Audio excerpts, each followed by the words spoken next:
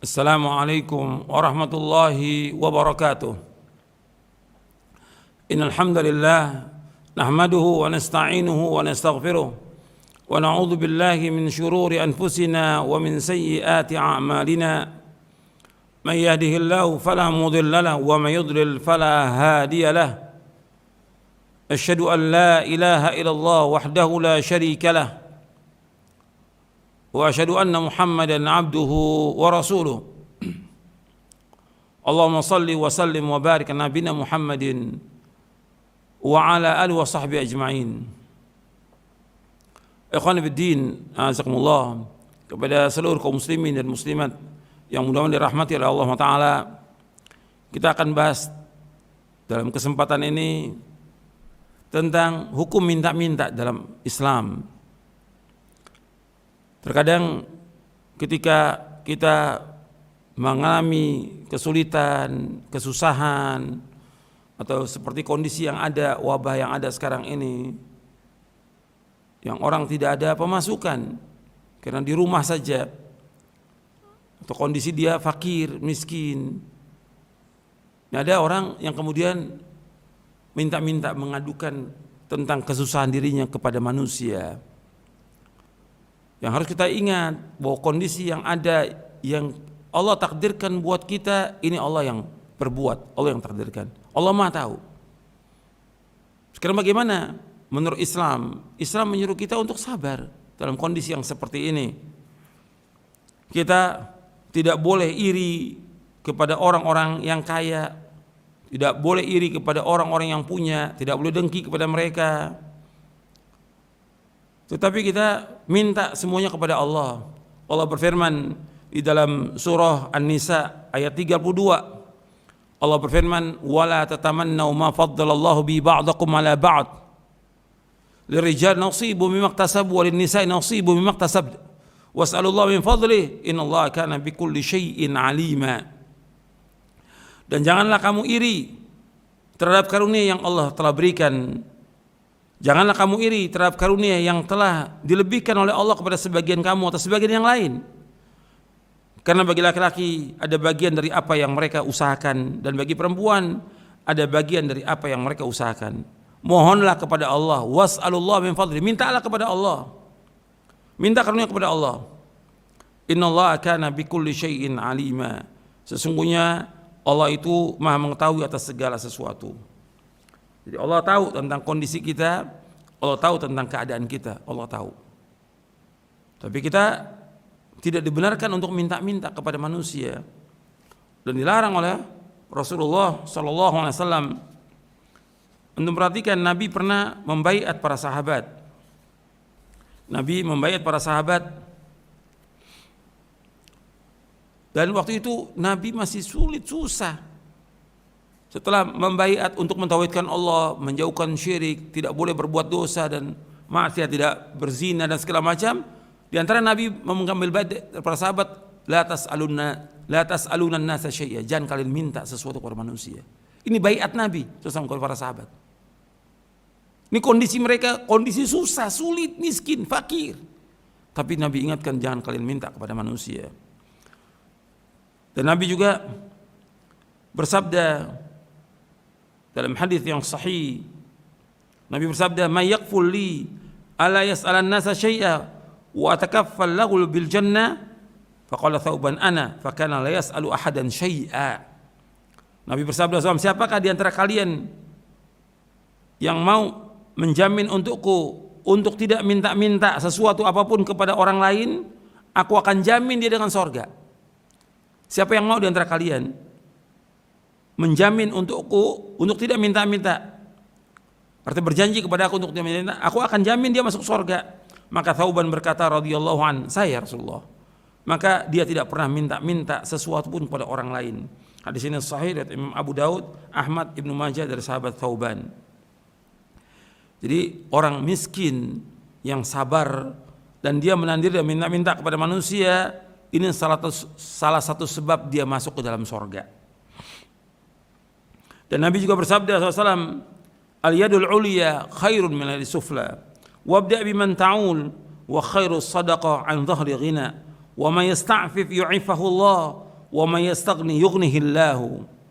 Tangan yang di atas lebih baik daripada tangan yang di bawah. Dan mulailah dari orang yang menjadi tanggunganmu.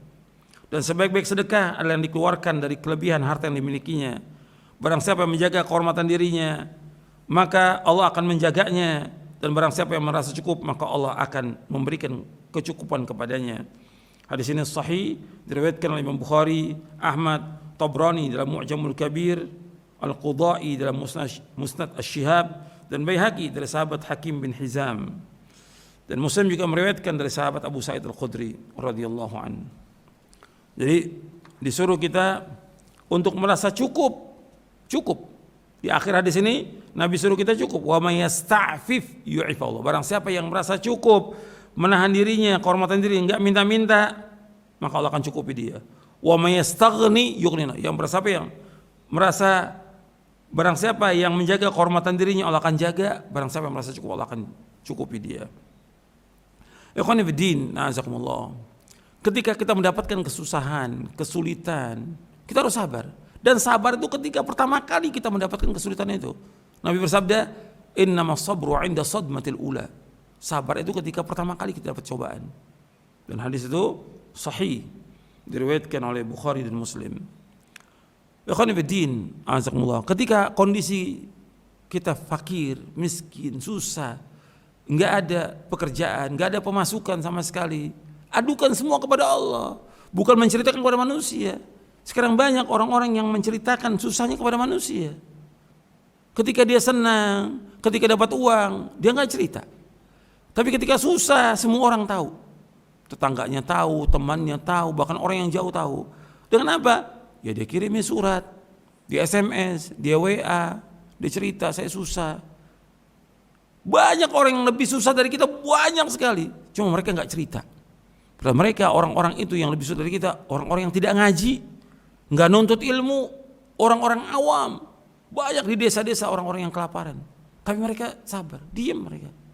Nggak seperti yang sekarang banyak teman-teman yang cerita susah di WA. Sampai orang disuruh untuk mencari sumbangan. Ini enggak bagus, ini enggak baik seperti ini. Adukan semua kepada Allah. Sebagaimana Nabi Ya'qub alaihi salatu wassalam, bayangkan anaknya hilang yang dicintai, Nabi Yusuf alaihi salatu wassalam. Kemudian setelah itu adiknya juga demikian. Diadukan kepada Allah. Sebagaimana Allah sebutkan dalam surah Yusuf ayat 86, in qala innama ashku bathi wa huzni ila Allah wa a'lamu minallahi ma la ta'lamun. Ya'qub alaihi salatu wassalam menjawab, hanya kepada Allah aku mengadukan kesusahan dan kesedihanku, dan aku mengetahui dari Allah apa yang tidak kalian ketahui. Adukan kepada Allah. Kan yang memberikan cobaan ini siapa? Allah. Kalau Allah yang memberikan cobaan, Allah sayang, Allah tahu nggak kepada kita? Tahu. Allah sayang nggak kepada kita? Allah sayang. Kenapa kita ceritakan kepada manusia yang tidak sayang kepada kita? Adukan kepada Allah yang Arhamur Rahimin, Maha Sayang dari semua yang penyayang. Ikhwan fillah, azakumullah. Kita tidak boleh minta-minta dalam Islam, kecuali kondisi yang sangat terpaksa.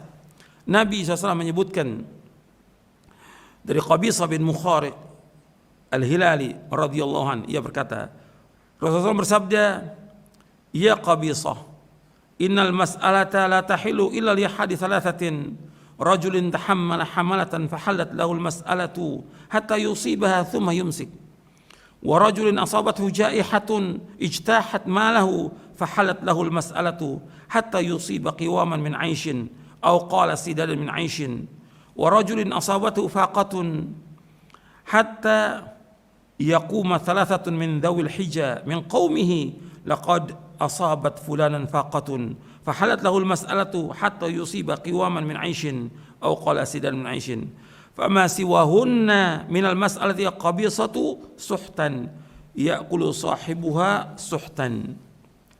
Kata Rasulullah SAW, wahai Qabisah, sesungguhnya meminta-minta itu tidak halal kecuali bagi salah satu dari 3 orang. Yang pertama, seorang yang menanggung hutang orang lain. Perhatikan, seorang yang menanggung hutang orang lain, ia boleh meminta-minta sampai ia melunasinya, kemudian berhenti. Yang kedua, seorang yang ditimpa musibah, yang menghabiskan hartanya, ia boleh minta-minta sampai ia mendapatkan sandaran hidup. Dan yang ketiga, seorang yang ditimpa kesengsaraan hidup sehingga ada 3 orang yang berakal dari kaumnya mengatakan si fulan telah ditimpa kesengsaraan hidup. Ia boleh meminta-minta sampai mendapatkan sandaran hidup. Meminta-minta selain untuk 3 hal tersebut wa qabisa adalah haram. Dan orang yang memakannya adalah makan barang yang haram.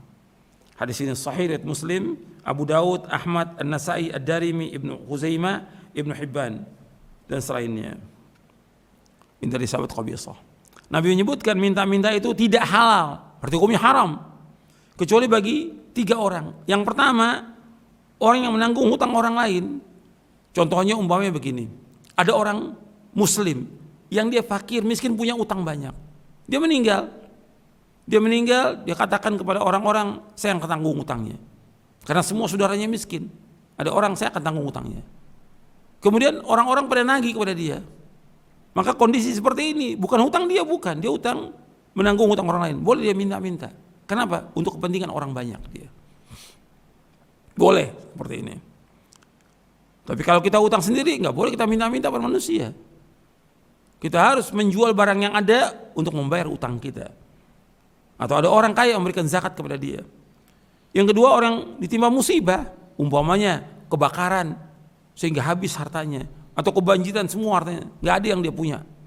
Kondisi seperti ini boleh terpaksa dia minta. Atau yang ketiga, dia miskin. Kondisi seperti yang ada sini, ada orang-orang yang tiba-tiba jadi miskin. Tapi ini harus ada 3 saksi. Betul nggak dia miskin? Jadi ada 3 orang yang menyaksikan dia. Kalau orang cerita, saya ini lagi susah miskin. Lihat dong kendaraannya, lihat rumahnya, lihat perkakasnya. Siapa yang menyaksikan dia orang miskin? Harus ada 3 orang, kata Nabi SAW menyebutkan di sini. Seorang timpa kesengsaraan hidup sehingga ada 3 orang yang berakal dari kaumnya yang mengatakan si fulan lagi sengsara hidupnya. Ada 3 orang. Bukan seperti sekarang, nggak ada yang menyaksikan dia tapi cerita kepada orang lain, minta sumbangan, minta duit. Nggak boleh dalam Islam seperti itu. Bahkan ada sebagian penuntut ilmu minta-minta. Bahkan ada sebagian dai lagi minta-minta. Nggak boleh dalam Islam. Antum sudah ngaji, antum tahu ini ujian, ini cobaan. Adukan kepada Allah. Allah yang paling sayang kepada kita dari semua makhluk yang ada di muka bumi ini. Allah pasti akan berikan kepada kita, pasti. Doa kepada Allah, doa. Allah akan kabulkan doa kita. Yakin. Yang lebih susah dari kita sangat banyak. Kecuali kondisi yang sangat nggak ada, barang yang dijual juga nggak ada, semua nggak ada harta sama sekali, fakir. Terpaksa. Itu terpaksa sudah, itu boleh. Karena antum perhatikan ya, berat ini masalah minta-minta ini berat.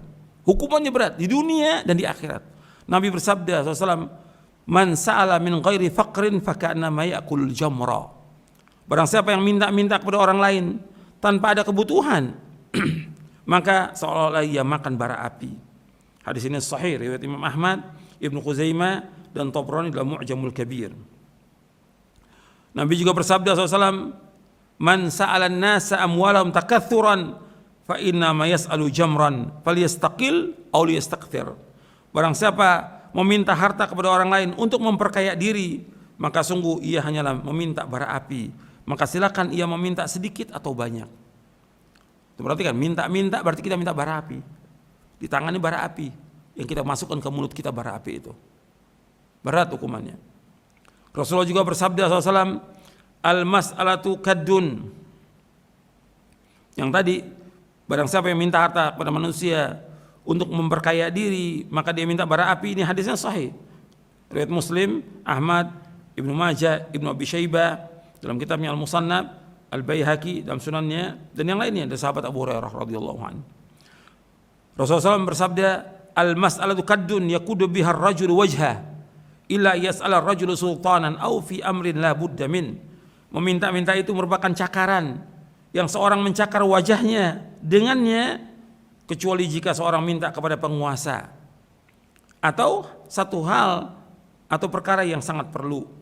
Hadis ini sahih diriwayatkan oleh Imam Tirmidzi, Abu Daud, Nasa'i dalam Sunan Kubra dan Ahmad dan juga yang lainnya dari sahabat Samurah bin Jundub radhiyallahu anhu. Jadi Nabi menyebutkan bahwa minta-minta itu cakaran yang orang nanti akan mencakar wajahnya nanti di hari kiamat. Dan di hari kiamat orang yang minta-minta, kata Nabi, nggak ada wajahnya. la yazalun nas yas'alun nas la yazalu rajulu yas'alun nas hatta ya'ti yaumal qiyamati wa laysa fi wajhi muzza'atu lahmin. Dalam hadis riwayat Bukhari, Nabi bersabda, senantiasa orang itu terus minta-minta kepada orang lain, maka nanti di hari kiamat nggak ada wajahnya, kerat dagingnya nggak ada, sudah tengkorak aja dia datang hari kiamat. Hadis sahih riwayat Bukhari. Jadi minta-minta ini hukumnya haram dalam Islam. Maka dikatakan oleh Syekhul Islam Ibnu Taimiyah rahimahullah yang wafat tahun 728 Hijriah, kata beliau, seorang hamba mesti mendapatkan rezeki dan ia membutuhkan rezeki. Apabila ia minta rezeki kepada Allah, maka ia menjadi hamba Allah dan butuh dia kepada Allah. Apabila ia minta kepada makhluk, maka ia menjadi hamba makhluk dan butuh kepada makhluk. Oleh karena itu, meminta-minta kepada makhluk hukum asalnya adalah haram. Dibolehkan oleh syariat dalam kondisi yang sangat darurat. Ini disebutkan oleh beliau dalam kitabnya Al-Ubudiyah. Masalah minta-minta hukum asalnya adalah haram. Dibolehkan minta-minta itu karena ada kebutuhan yang sangat mendesak dan darurat. Sesungguhnya meminta-minta pada hakikatnya adalah kezoliman. Yang pertama, kezoliman terhadap hak Allah, rububiyah Allah azza wajalla. Yang kedua, kezoliman terhadap orang-orang yang diminta. Yang ketiga, kezoliman pada hak orang yang meminta. Untuk perhatikan ya, minta-minta itu 3 kezoliman. Yang pertama kali, kezoliman terhadap hak rububiyah Allah, disebabkan ia mengorbankan dirinya meminta dan menceritakan kefakirannya, kehinaannya kepada selain Allah. Semestinya ia hanya minta kepada Allah saja. Adapun ketika ia minta kepada selain Allah, berarti ia meletakkan permintaan bukan pada tempatnya, bukan kepada yang berhak. Inilah kezoliman. Anda perhatikan, ini yang pertama, perhatikan ya. Yang menciptakan kita siapa? Allah. Yang memberikan rezeki siapa? Allah. Yang memiliki langit dan bumi? Allah. Yang mengatur alam semesta? Allah. Yang mentakdirkan seluruh takdir? Allah. Yang menghidupkan, mematikan? Allah. Sekarang Allah Khalik, Razik, Malik, Mudabbir, Muhyi, Mumit. Ketika Allah menciptakan, Allah pasti menjamin rezeki atau tidak? Pasti menjamin rezeki. Enggak ada binatang melata di kaum kalau Allah sudah jamin rezekinya. Wa ma min dabatin fil ardi illa Allah rizquha. Enggak ada binatang melata di kaum Allah sudah jamin rezekinya. Enggak akan seorang itu mati melainkan kalau jatah rezekinya sudah habis. Nah, sekarang kita fakir, miskin, susah. Allah sudah tetapkan rezeki kita. Maka kita minta kepada Allah, karena Allah yang Khalik, yang menciptakan kita. Allah juga Razik, yang memberikan rezeki. Ketika dia minta kepada selain Allah, minta kepada makhluk, berarti dia meletakkan sesuatu bukan pada tempatnya. Ini zalim atau bukan? Zalim. Mesti dia minta kepada siapa? Kepada Allah. Kan Allah berfirman, was'alullah min fadli, mintakan kepada Allah. Dan Nabi SAW mengajarkan kepada sahabat Ibnu Abbas, masih remaja Ibnu Abbas, idza sa'alta fas'alillah wa idza sta'anta fasta'in billah. Apabila kau minta kepada Allah, apabila kamu minta tolong hanya kepada Allah saja. Minta kepada Allah. Enggak boleh minta kepada manusia. Nabi sudah membaiat para sahabat tidak boleh minta kepada manusia. Jadi ini ketika dia minta kepada manusia, berarti dia telah berbuat zalim terhadap siapa? Terhadap rububiyahnya Allah. Bayangin. Tauhid ini nggak beres ini. Orang jahiliyah aja mengakui tentang rububiyah Allah. Orang jahiliyah. Kita orang beriman, mestinya kita lebih mengakui tentang rububiyahnya Allah. Allah Khalik, Allah Razik. Kita lagi diuji sekarang oleh Allah. Sabar atau tidak kita. Yang kedua, yaitu zalim kepada orang yang diminta. Kezaliman kepada orang minta, ia minta kepada orang yang kekayaannya tidak ada padanya. Dia menyusahkan orang lain untuk menaikkan apa yang dia minta. Dan jika ia berikan, ia beri dengan rasa tidak senang dan benci. Orang kaya nih, sekaya-kaya manusia, kita datang kepada dia minta, mesti nggak senang dia. Nggak ada orang kaya diminta kemudian dia senang. Nggak ada orang, kita datang kepada orang kaya, ahlan wa sahlan, ente mau minta apa? Nggak ada. Mesti tampangnya udah nggak enak, ada orang minta. Itu semua orang kaya. Karena seluruh manusia ini fakir, butuh kepada Allah. Ya ayuhan nas, antumul fuqara'u ila Allah, wallahu wal ghaniyul hamid. Wahai manusia, kalian fakir, butuh kepada Allah. Allah yang Maha Kaya dan Allah Maha Terpuji. dalam surah Fatir ayat 15. Manusia ini semua fakir. Ketika kita minta, dia nggak senang. Kita menyusahkan orang dengan minta itu. Orang kaya jadi susah adanya kita. Ada yang SMS, minta sumbangan, datang ke rumahnya, dia nggak senang diminta. Dan yang sayang banyak kaum muslimin, banyak teman-teman ini minta-minta kepada orang-orang. Dilihat dia orang kaya, mampu minta. Dan banyak orang berbondong-bondong datang. Akhirnya dia nggak senang dengan seperti itu. Kok seperti ini?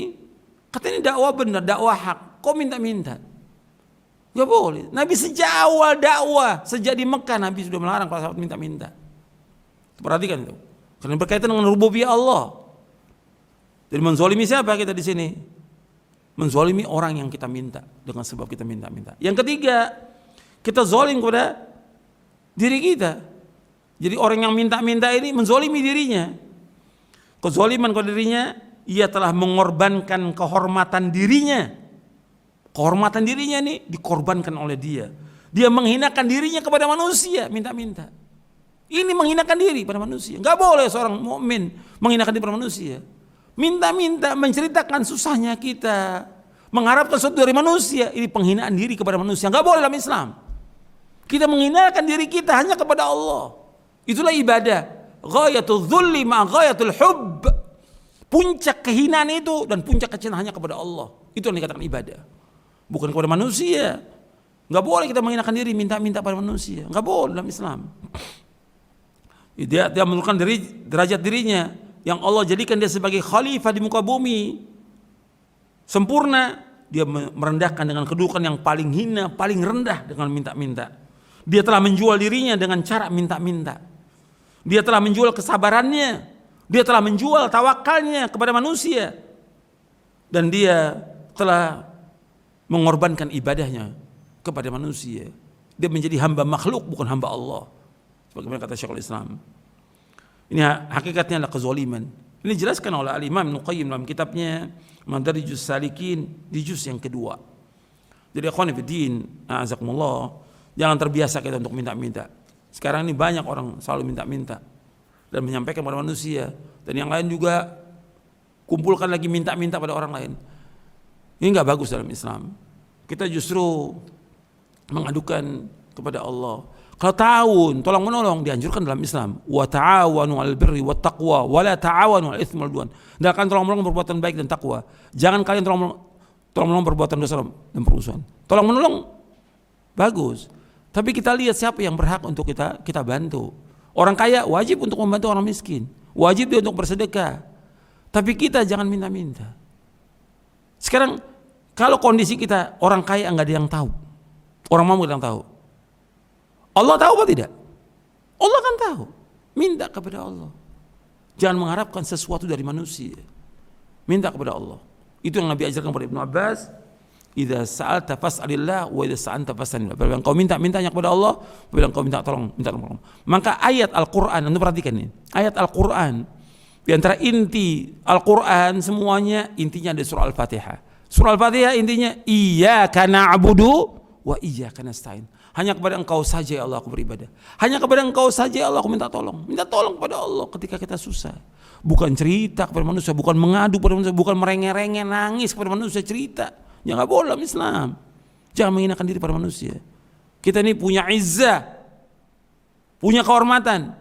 Kata Nabi SAW, wa'lam anna syarafal mu'min qiyamu bil lail wa izzahu istighna'u 'anil nas. Kata Nabi, ketahuilah kemuliaan seorang mukmin itu dia bangun tengah malam. Bangun dia sholat tahajud, minta kepada Allah. Kemudian kemuliaannya dia dengan tidak mengharap sesuatu dari manusia. Itu mulia dia. Dan kita jadi orang yang paling kaya, kata Nabi Muhammad SAW, dengan kita redho dengan apa yang rezeki Allah berikan. Paling kaya. Warda bima qasamallahu laka takun agnan nas. Hendaklah kamu redho dengan apa yang Allah berikan kepada kamu. Maka kamu jadi orang yang paling kaya di muka bumi ini. Kita harus pandai bersyukur atas semua nikmat Allah dan sabar atas musibah. Mudah-mudahan yang saya sampaikan bermanfaat untuk saya, untuk sekalian. Wassalamualaikum Muhammadin sallallahu alaihi wa ala alihi wasallam wa akhiru da'wana alhamdulillah rabbil alamin. Untayan Mutiara Nasihat. Untayan Mutiara Nasihat. أساسها.